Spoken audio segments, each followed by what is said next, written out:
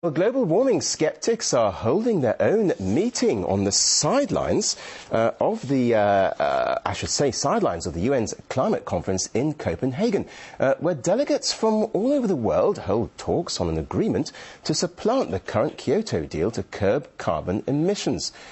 Well, while UN officials are optimistic about the summit, some say global warming wasn't proved scientifically.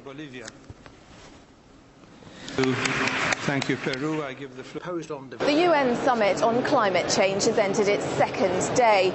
Altogether, 34,000 delegates have applied to attend the forum and 5,000 journalists. Not all of them will be able to get in, though, because looking around the conference centre, it's clearly nearing its capacity of 15,000.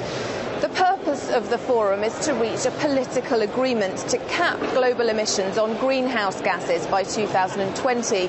But the major sticking point is the role that poor countries will play and how they will buy the carbon-neutral technology that are needed to cut emissions. There's still time to strike a deal. The conference goes on for another couple of weeks. But some aren't here to support the process. Lord Christopher Monckton's one of them. He's been talking to delegates to get them to think again about the facts surrounding climate change. What I'm already doing is talking to individual delegations here in Copenhagen and saying to them, look, whatever pressure you're under from your environmental groups, from your young people, from your governments, pay heed to the science and not to the propaganda.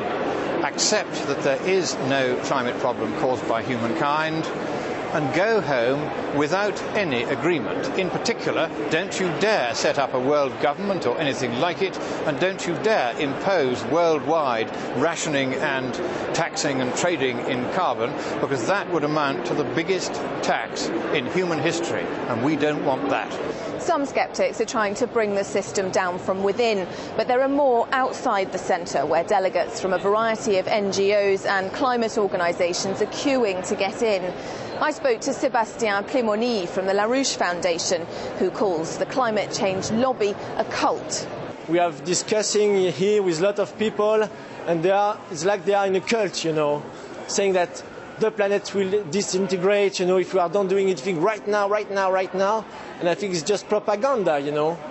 The skeptics agree that the political process has taken over here, where the science should rule. But more debate may come.